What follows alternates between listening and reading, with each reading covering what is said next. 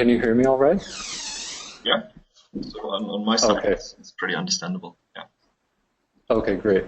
Well, thanks, Matthias, for the introduction, and we want to thank GIZ for giving us the opportunity to come online today and interact with all of you on a very important topic of mobility planning. And, you know, I think there's been an introduction to this in a previous webinar that GIZ hosted, and in this session we're going to dive into a little more detail, and we're going to look specifically at the Indian context. And so this presentation will cover the way that many mobility plans have been done in India, and we'll look at some of the pitfalls that we've encountered in the process.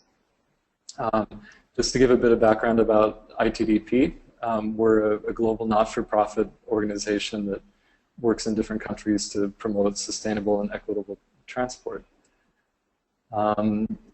So just to go back to the basics, you know, why is a mobility plan required?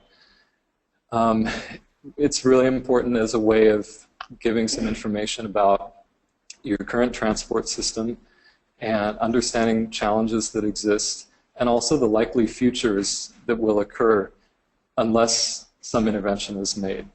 And in India, that's really relevant because we're motorizing quickly, and we need to look at ways that we can manage that motorization so that it doesn't take over our cities. Another part of the CMP's or mobility planning is getting a common vision among the stakeholders in a city and setting goals for transport improvements, and then based on that, coming up with a prioritized list of projects and budgetary plans. And this whole process can be a way, if it's done well, to bring in the public so that the public can have a say in the transport planning process. So I'm going to hand it over to Bharathi right now to get into a little more detail about how mobility plans have rolled out in the Indian context over the past few years.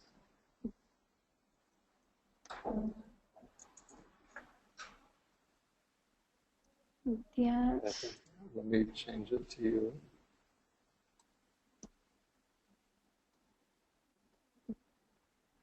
Okay, yeah.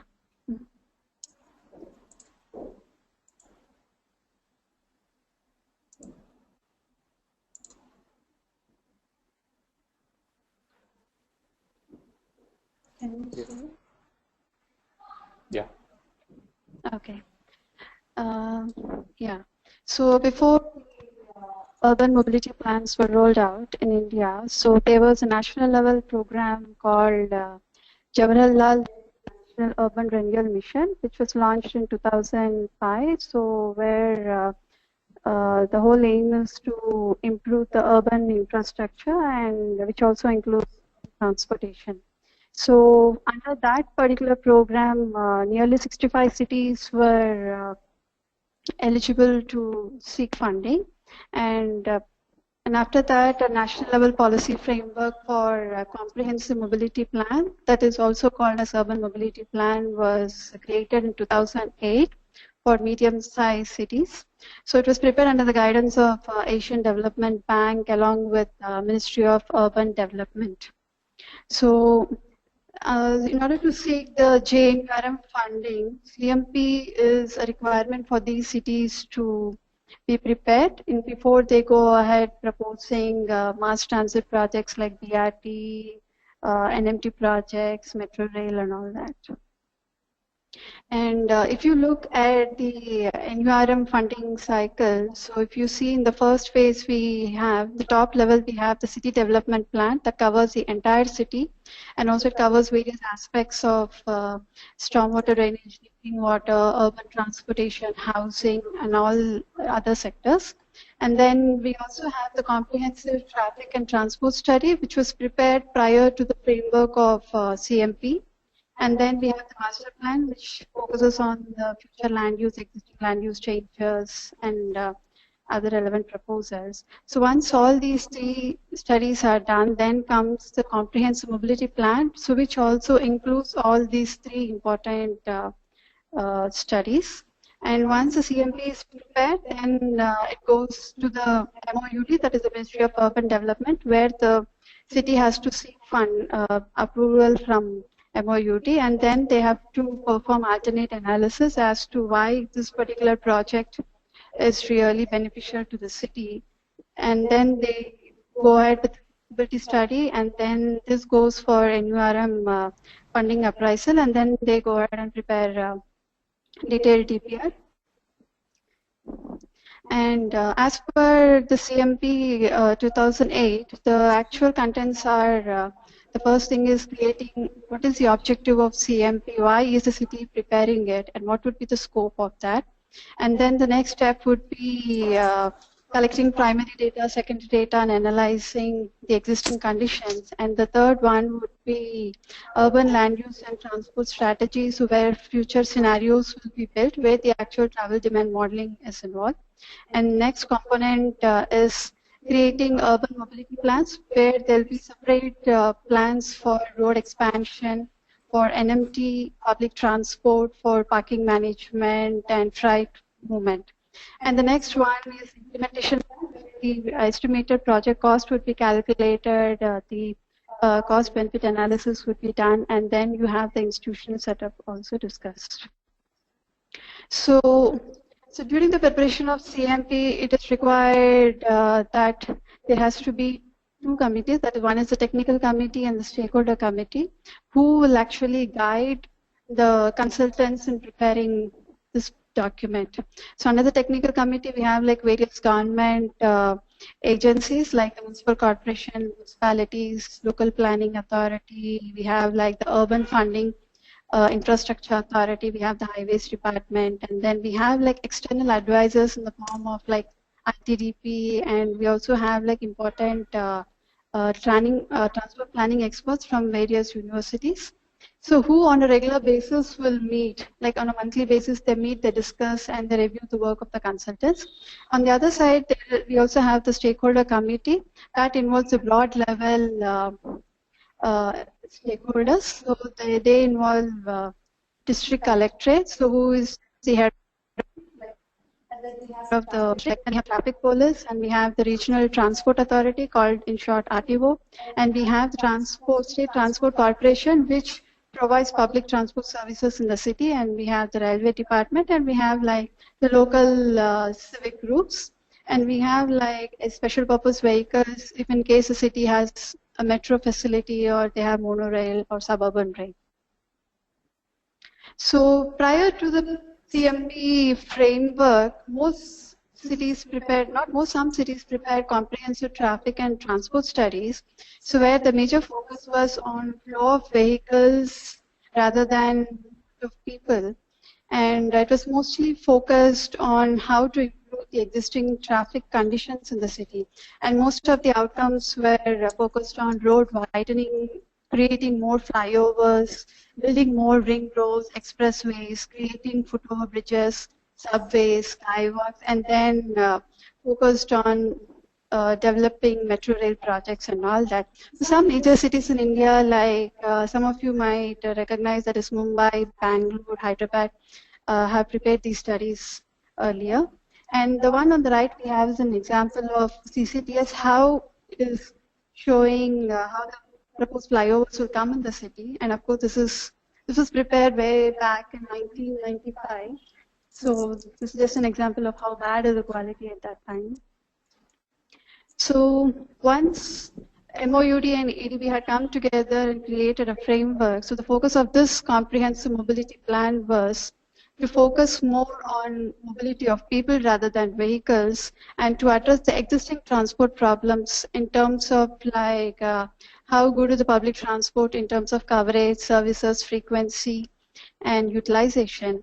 And then also to focus on existing pedestrian infrastructure in terms of footpaths, cycle tracks, pedestrian crossing, and also on parking management.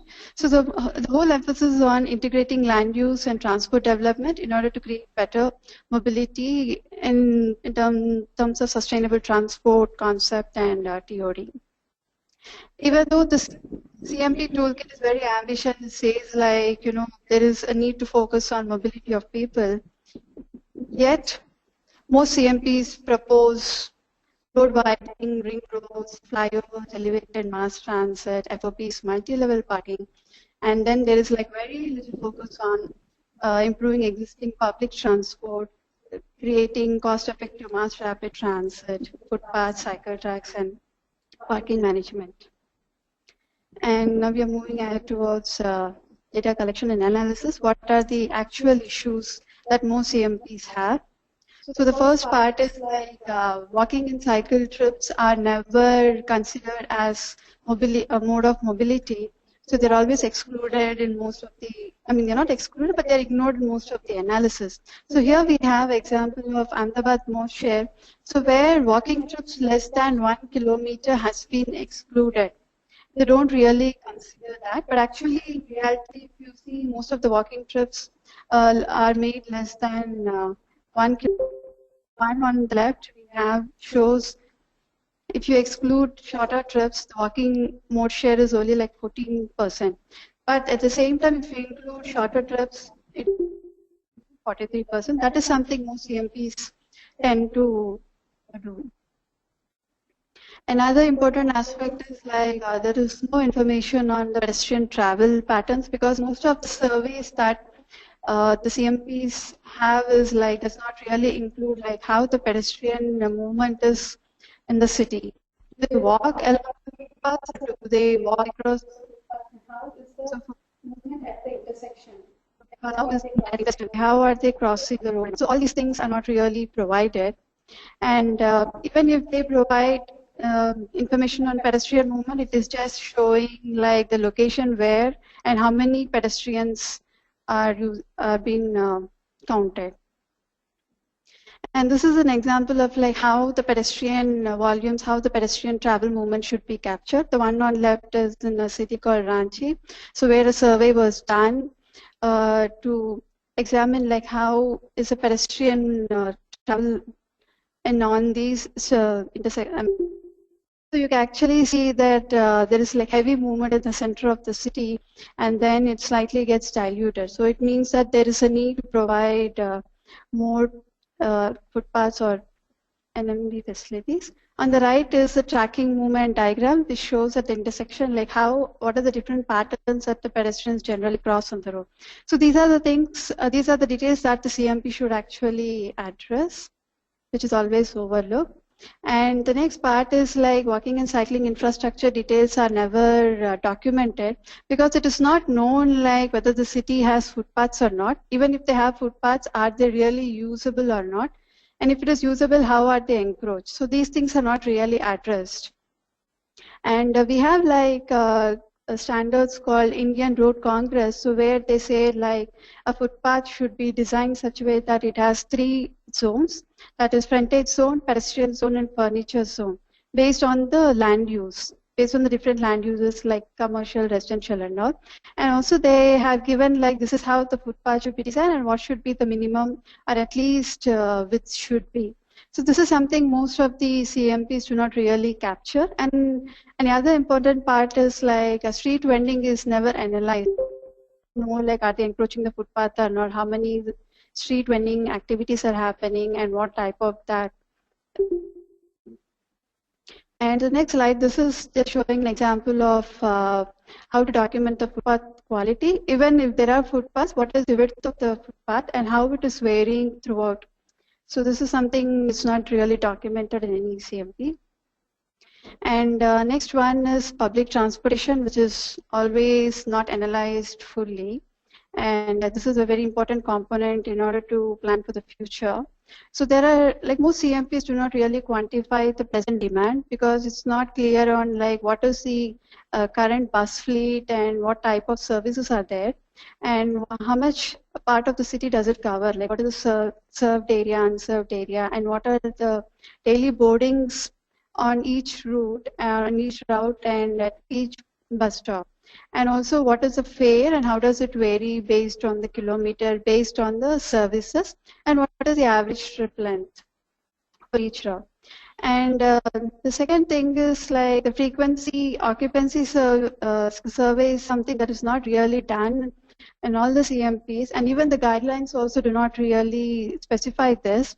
It's actually important to do this survey because it will help to determine what is the passenger volume on the existing bus routes and also on routes which are served by the paratransit system.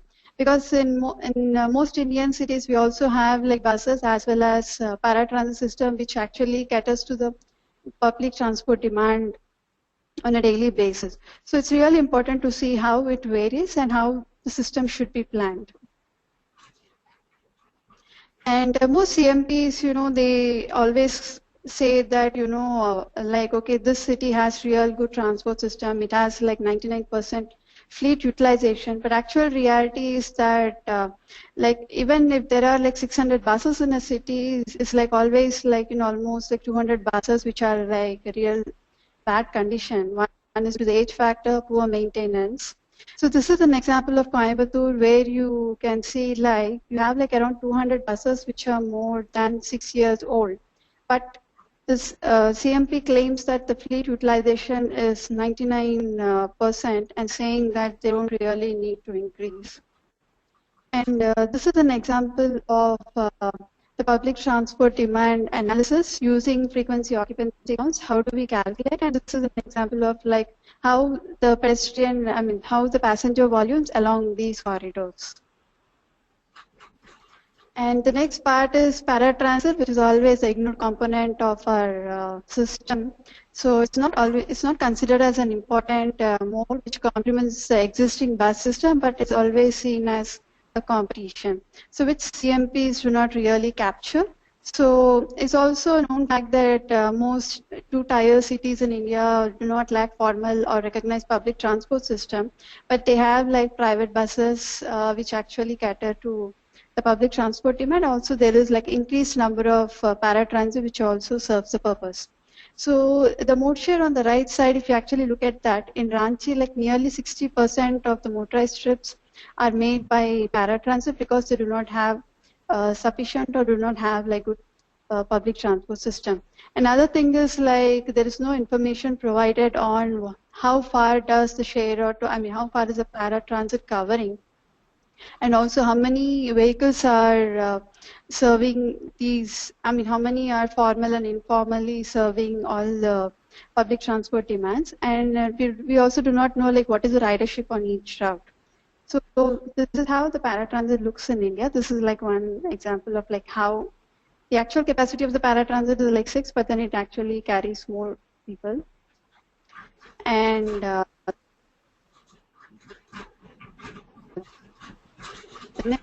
like the CMP guidelines says that the planning area should be urban agglomeration.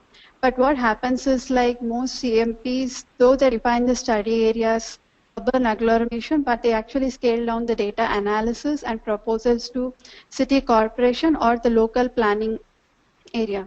So this is one example of Coimbatore, so where they actually show this is the planning area, but then they have scaled down the modeling, analysis, and proposals to local planning area. And next, most important part of the CMP is the parking data, which is never addressed fully. And most CMPs, they conduct surveys and also they limit the analysis to only capturing number of vehicles that have been parked, but they do not analyze like how much % of the street or how much % of the parking lot has been used for parking, and what is the demand and how many spaces are available.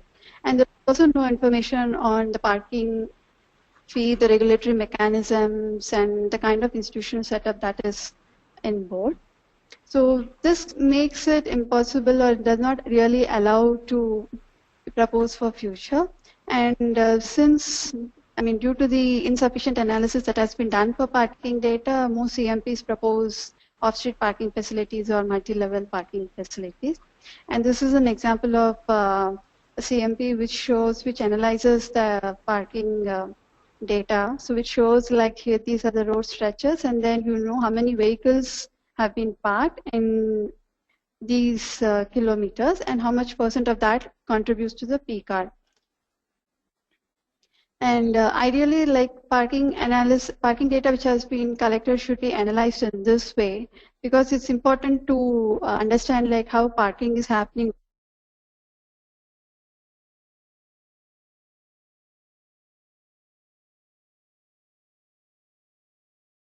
Percent of cars, how much percent of two-wheelers, goods vehicle, bicycles are also being parked.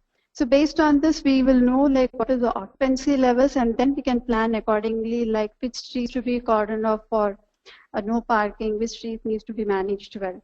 So this is an example of Coimbatore, like how the parking survey was done, and then the analysis, which that. Like there are more parking spaces available for effective management, and the one which shows in red are like the critical sections which needs to be planned. And the next one is crash analysis, which is something most CMPs do not analyze well. So there is no information on like where that particular accident has happened and what type of accident. So who is involved and what is the mode of that? So these things are not really captured. One reason is because the traffic police do not capture the data well, and they use the outdated method. They do it manually, and they don't really explain like why this has happened. So it's not really known. Another thing is like the CMPs also do not analyze like how many pedestrians and cyclists were affected, but they just give vague idea of like how many persons have been injured and killed. And this is an example of hotspot analysis. Like depending on the magnitude or the intensity of the accident, it has to be mapped this way to show like how many accidents have happened. So here on the map, we have given two colors. One is to show the number of fatalities and number of injuries. So you can actually see like the core city has more number of fatalities happening, and from this we can also identify like what kind of fatality it was, whether the pedestrian was affected or not, it was a bicycle affected or not, and all that. I think now I'll turn it to Chris, who will explain what are the modeling challenges. Great. So thanks, Bharathi. Yeah. So as Bharathi described, we really need to have good data if we want to do good transport planning. Sorry, I'll just get the presentation up. Yeah. So having good information is really the basis of doing good transport planning, and then the next step is equally important. So once we have this information, we need to analyze it in the right way. And a lot of the challenges in CMPs in India, and one of the major reasons that CMPs continue to bias against sustainable transport is that there are a lot of glitches in the way that we currently do the modeling and analysis. So one key point is the way that models are calibrated. So after you collect data from the city, you bring it into a model to help you understand how people are traveling in the city. Before you do any analysis with the model, it's really important to make sure that the model reflects the reality in your city. And what we see in a lot of CMPs is that there are too few locations that are used to check the model against real conditions. And at the bottom here, you can see the example from the Pune CMP, where they used only 2 locations for a vast city area. And this is just not enough information to know if your model is giving you good results. Another issue is that the calibration is almost always based on vehicles rather than passengers. So we may know how many cars and two-wheelers and buses are passing through, but we don't know how many people are on those vehicles. And that's especially important when you're looking at public transport, and you need accurate information on the demand on each corridor. Another issue that we see is that calibration is done for a 24-hour average of all the traffic that occurs during the day, whereas what we really need to know is what's happening in the peak hour, because that's the information, that's going to be the limiting factor when we're designing our public transport solutions. And then finally, calibrating both directions on each road together. So instead of looking at the the people traveling into the city separately from the people traveling out, they're all added up and compared together to the model results. And so all these things are, contribute to inaccuracy of the model that's used in a CMP. And then that in turn has implications for the kind of recommendations that are going to come out in the end. To give one example of a more robust calibration technique, this is showing the calibration points that were used in Pune in a different study to calibrate a public transport model for the region. And there were fully 45 locations that were necessary to ensure that most public transport routes were covered by one of these calibration points. And so that's something that needs to be brought into CMPs to ensure that the modeling is more accurate. Now, once the model is set up, we can start to test different possible scenarios for the future. But one of the issues in many CMPs is that they don't do a robust comparison of the different options. So some don't compare any alternatives, but some that do compare options tend to compare a sort of all of the above scenario with a baseline scenario. And that's what happened here in this example from the city of Salem, where the consultant created a baseline which was assumed to have mainly road expansion, and compared that to the roads plus public transport. But what we actually need to be able to do is compare roads versus public transport to know which of these options is the best path for the city. And we can't assume that we can build more roads and more flyovers and more public transport and assume that everything will be fine, because the city's not likely going to have money for all of that. And the two efforts are going to contradict each other. You're providing an incentive for people to drive, but also to use public transport. So that needs to be sorted out, and there needs to be a clearer delineation of the different scenarios that are available to the city. Turning to another example, the Coimbatore CMP actually has a better analysis this way, where they look at different options, where they have one scenario with roads, another one with public transport, but they're not just added to each other. Another issue is induced demand. So this is the idea that in the long run, new road capacity leads to additional trips. And many studies have shown that in the long run, there's almost a one-to-one relationship, where if you double the road capacity, you're going to double your traffic. And the pitfall in many CMPs is that they assume that flyovers will actually reduce the amount of traffic, which is the opposite of what may actually happen in the long run. And here's just an example from the Coimbatore CMP, which is saying that, in the short and medium run, it's fine to build flyovers, and then later on we can do the public transport. But that's ignoring the fact that those flyovers that you build in the short run are going to attract a lot more people to start using private vehicles. And then another issue is that the guidelines for CMPs have very confusing guidance on how to select mass rapid transit technologies. And this becomes a big issue when it comes to looking at bus-based public transport, such as bus rapid transit, because the guidelines suggest that you need to have very high demand in order to justify BRT. And so at least 7,500 passengers per hour per direction on a corridor. And this is higher than any existing BRT system in India. And so it's unreasonable to set such a high bar when we're evaluating whether cities can build high quality public transport. The other thing that this misses out on is the fact that we know that now that there's not just a sequential relationship between the capacities that different types of rapid transit can handle. So in the case of bus rapid transit, you might be justified in building BRT on a corridor that has very low volumes, maybe even lower than would justify a light rail system. But on the other hand, BRT can also serve a corridor that has much higher volumes than what light rail can handle.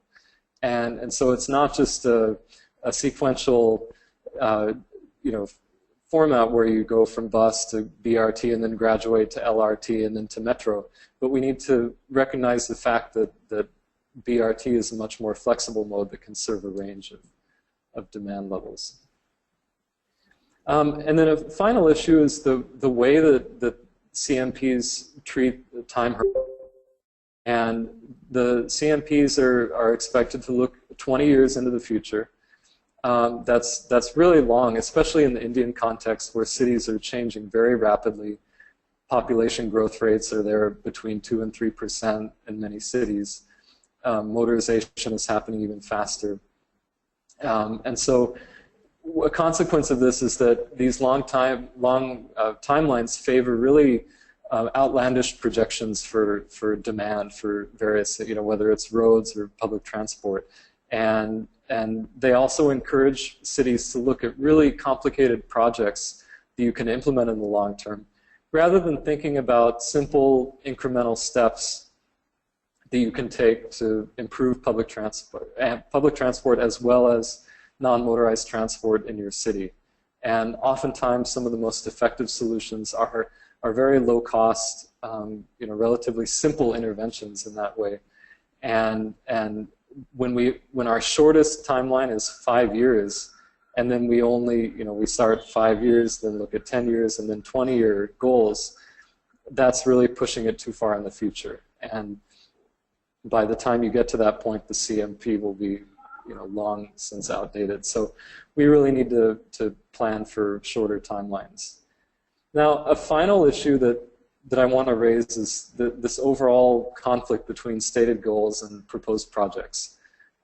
Because this is something that's happening even within the same CMP. So it's not just an issue of the guidelines versus the practice. It's also an issue of within an individual report, there's this cognitive dissonance between the goals that the CMP lays out and the projects that it actually proposes. So let's take one example. Most CMPs, like this CMP for Salem, set very optimistic targets for increasing the share of public transport, improving walkability, having more footpaths, having more cycle tracks, improving safety.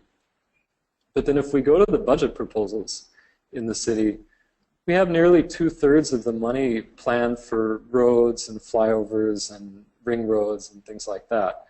And a lot of this investment is planned much in advance of the major investments in public transport. So there's a real disconnect here between the goals that the CMP has laid out and the proposals that are there, the specific proposals. And this also goes back to the timeline, because when we set a long timeline of 20 years and we say that we only have to accomplish these goals by the end of the 20-year time period, then it's very easy for a CMP to say, fine, build lots of roads in the short term, and then by the end of the period we'll clean up our act and finish the public transport, and so then we'll just scrape by and meet our goal by the end of the 20 years. But this is not going to help us in the short term.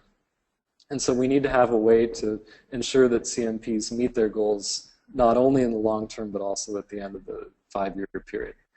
There are very few CMPs that have a strong focus on sustainable transport. We were pleasantly surprised by this one CMP from Nagpur, which actually doesn't propose a lot of flyovers or other road improvements. It mostly has public transport, non-motorized transport projects. So that's maybe the direction that we should see a lot more CMPs go in the future. Now, to solve this issue, we need to have quantitative reconciliation of all the elements of the CMP. So that means looking at your goals, how many trips does that imply are going to be taken by each mode, and then what infrastructure are you going to plan for those trips. So if you're expecting a certain mode share on public transport, you need enough buses to carry all those trips. And so you need to make sure that all of those things relate to each other. And this is something that can be integrated in the CMP guidelines to ensure that there's more consistency. So moving forward, there is a revised toolkit Ministry of Urban Development has prepared this past year. There are some important innovations in this toolkit. It emphasizes the need to look at low-income populations in the city, not just plan for people who have cars or two-wheelers, but to look at everyone and their mobility needs. It also, makes a step toward incorporating analysis of emissions and how different transport scenarios are going to affect emissions in the cities. And finally, it tries to be a lot more specific in urging cities to use service level indicators to monitor how well they're meeting the goals that are laid out in the CMP. So this toolkit is a step in the right direction, but there are still a few issues. And in this table here, we just list a lot of the points that we've covered in this presentation about the shortcomings in existing practice. And then we look at whether these are addressed in the new toolkit. And as you can see here, there are a lot of gains in terms of data collection. So the toolkit, the new toolkit, has more specific guidance on how to collect data. It calls for more detail about walking, cycling, public transport, but it's not enough. And there are some areas like paratransit where that are really not covered in enough detail. Also public transport, the way we showed that you need to have a clear idea of how many people are traveling on each corridor in your city. And then when it comes to the analysis, that's where even the new toolkit really falls short. And so the guidelines for selecting rapid transit haven't really been addressed. They're basically not included in the new toolkit. And there's no process for reconciling the goals of the CMP with the proposed projects. So still a bit of room for improvement. One big issue is that although the new toolkit calls on cities to prepare emissions estimates, it doesn't give any framework for doing that. And when this is a new activity that a lot of consultants are going to be undertaking for the first time, it's really important to have standard guidelines for what emissions factors you should use and so on.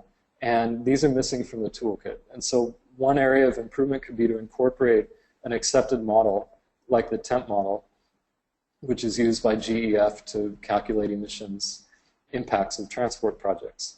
And so that could help improve the emissions angle. Another thing is that the toolkit needs to be much more emphatic in dispelling common transport planning myths. And on this slide, we've just listed a few of them. These are things that we hear all the time from transport planners and engineers. So there's a common belief that pedestrians cause congestion, that cycles cause congestion, even buses cause congestion, even though if you put all the same people in cars, they take up a lot more space. There's a perception that a bus-based rapid transit needs a lot more road space than rail-based modes. There's an idea that we can't do anything about private vehicle use, that it's going to keep going up, that we can't determine our own future in our city. Assuming that multi-story parking is a silver bullet for solving parking problems, even if you don't try to regulate the street. Foot over bridges, seen as, called a pedestrian improvement, but they're actually meant to speed up private vehicles. And then this idea that public transport and footpaths are only needed during the peak hour, and so they're not that important as a result. And so these are really basic issues, and they keep coming up over and over again in the planning process, and so they need to be addressed in the official guidance. Other issues, the CMPs take a long time to prepare, so there's a real need for a simplified process, especially for small cities. And that process needs to also show how cities can monitor progress and update their CMP. So right now, the CMP is taken as a one-off activity, and when you come to update it, you start from scratch. And so there needs to be a way to transfer information from one version of a CMP to the next as it's updated. And then lack of integration between CMPs and other plans, and also between other government agencies and also semi-governmental agencies like the Indian Roads Congress, which sets guidelines for how streets should be designed in the country. So those are some issues. There's a lot of room for improvement, but the basic theme here is that we need to have a much stronger approach that ensures that CMPs prioritize walking and cycling, public transport, that they have explicit measures to reduce private vehicle use, and that these be tied into the actual allocation of funding and road space that are proposed there. At the end of the presentation here, we have a couple links here for folks who want to read more about all the toolkits that we've discussed. And we can now go to questions. Yes. Okay, thank you very much, Bharathi and Chris. That was really impressive. And I think gave us a good overview on how important are actually good data for sustainable transport development. So yeah, you have briefly seen that there were a lot of issues raised by Chris on the pre-last or on one of the previous slides. If we would have better data locally, some of those issues would simply disappear, or there would be more clarity about the functionality and the cooperation between the different transport modes. We have still quite a lot of time. I would say at least 10 minutes for questions. So I would like to encourage everyone to share questions, to share opinions on technical issues, on your experiences in your cities, or simply to raise a question that came up during the presentation to our two presenters. And you can do so simply by typing the question into the chat function, or if that is too complicated because you would like to explain something, please also just indicate that in the chat function, and then I will turn on your microphone so that you can speak.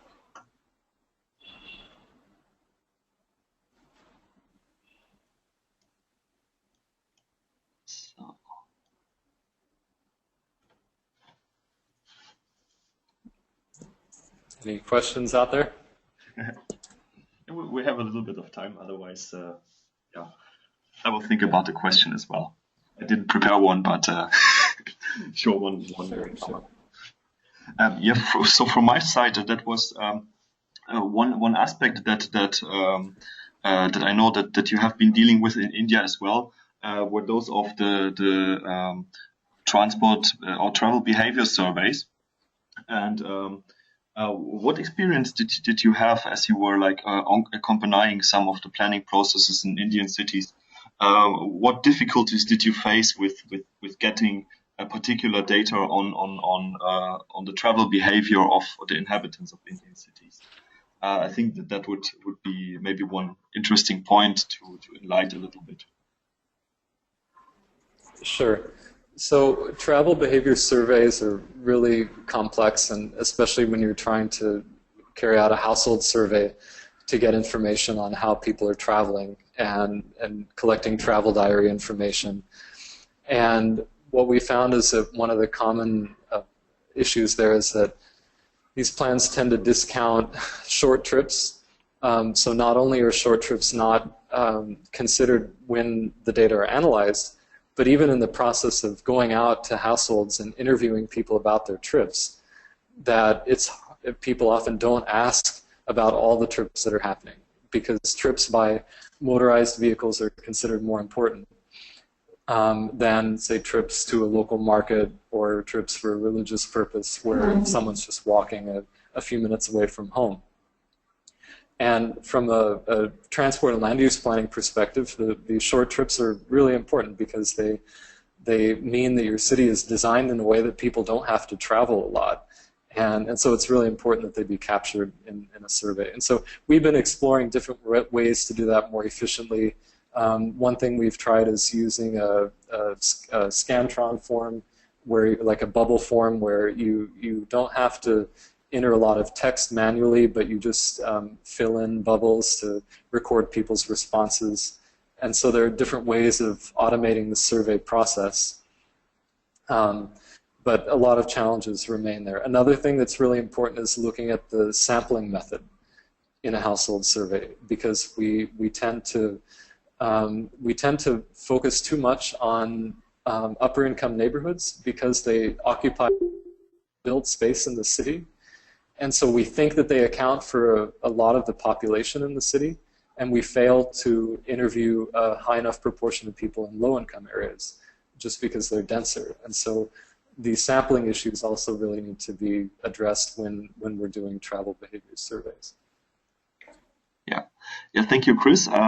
That was, I think, a good response, and that shows also a little bit the difference between travel behavior surveys, maybe in Germany or in India. So we had already there was some experience of a German university which is doing like these household travel surveys for several decades, and just when going to the neighboring countries like to Poland or to Slovakia, which are pretty developed, and the transport development process is quite on a advanced level, still you need to adapt the process. So that's true for India too.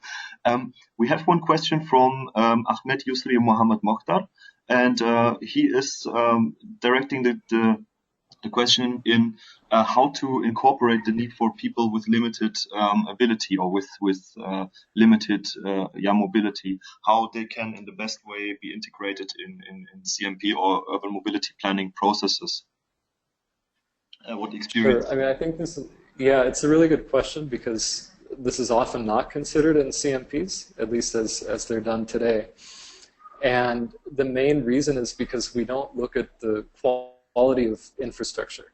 And so we don't have a process for evaluating the quality of something like footpaths when we go out and do a survey of footpaths for a CMP. Most CMPs that you'll see just say if footpaths are present or not, but they don't look at whether people can actually walk along the footpaths, let alone whether persons with special needs can use those facilities. So there's a need to do a much more thorough audit when you're evaluating the existing transport conditions in the city.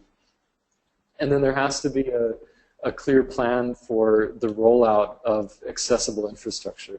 And that's also something that unfortunately has been missing in a lot of plans and needs to be incorporated. And especially when it comes to public transport, transitioning to bus services, and thinking about solutions like bus rapid transit that can make bus service accessible to a lot more people.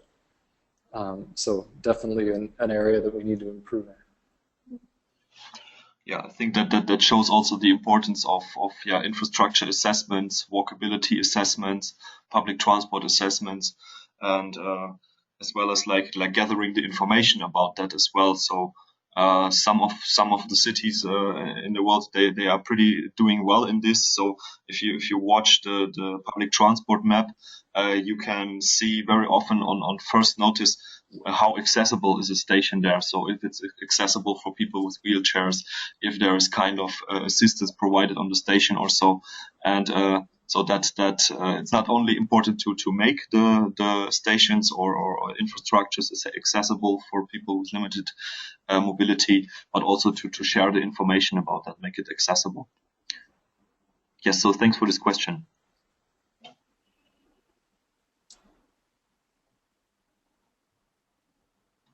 So is there any other?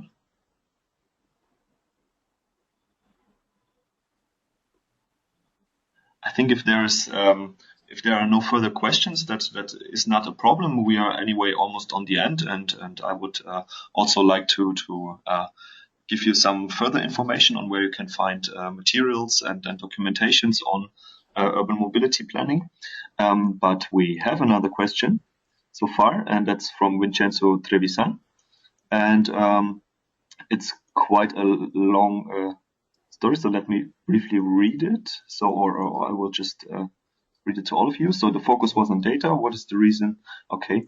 What is the reason for that you just mentioned certain data? For instance, to raise the demand for bigger streets. Even the budget plan showed there is a focus on infrastructure for cars and so on. So I was wondering if there's maybe more than just using the wrong data, but maybe different interests in urban transport as well. So maybe CMP is also an outcome of certain local power relations. How we could incorporate this problem in further planning. So I think this directs essentially to what Chris has mentioned in about how the priorities in the budget are set, and if they confirm with the priorities and the objectives that have been set in the mobility plan. And Chris, what is your view on that? Yeah. I mean, by all means, the CMP is definitely reflects the local power relations and who can control the transport planning process.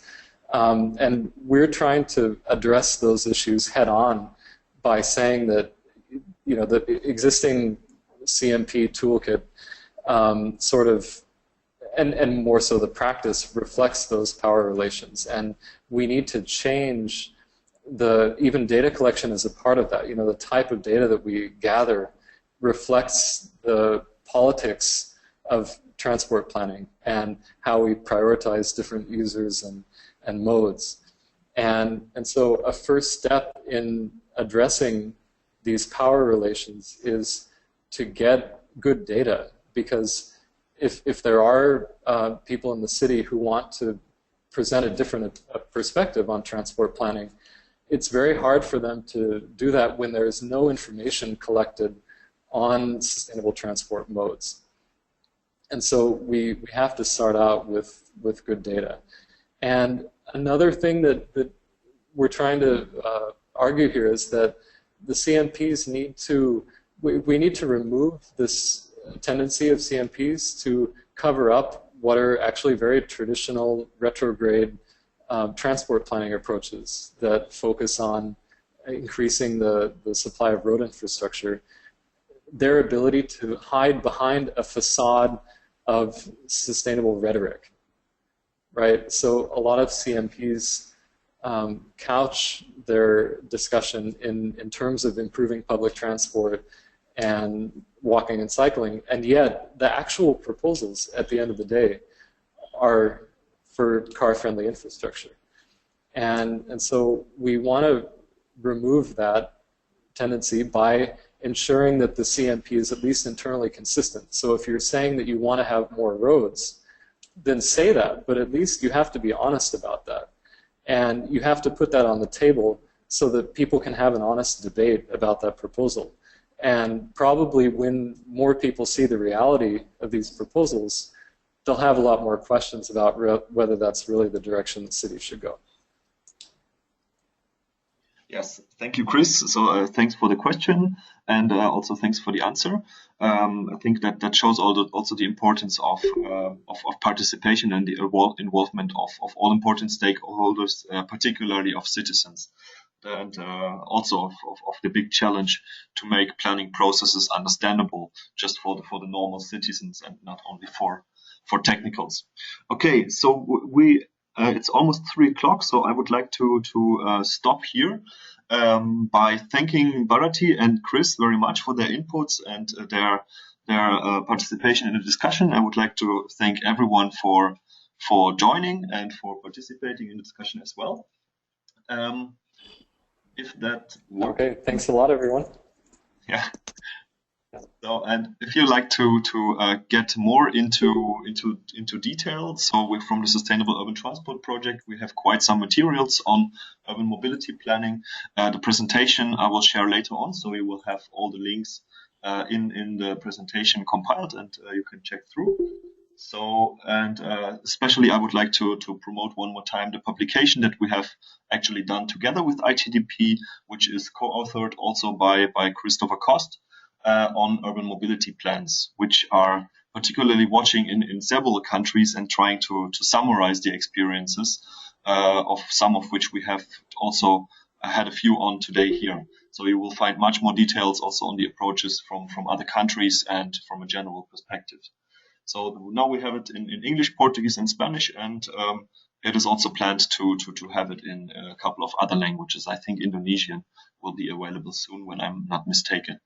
There are several further sources. So also the European Commission is supporting cities in in urban mobility planning by a number of projects which have been conducted in the last years and which are still conducted. So I recommend you to have a look simply on those websites. You will find a bunch of easily accessible and mostly well understandable information there. And yes, if you would like to be up to date on further webinars, not only from our side, also from other actors, I recommend you to have a regular look on capsut.org. You can find there like trainings on the ground, training courses. You can find e-learning offers and webinars from a lot of different actors.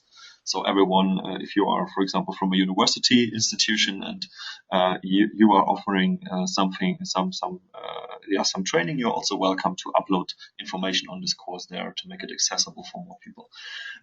Yes, this slide will cover some more general information about our engagement and our work in transport and mobility at GIZ. And so I thank you all one more time for your attendance. And if you still have any open question that you would like to address to Bharathi or to Chris or to my side, please don't hesitate to contact us by mail.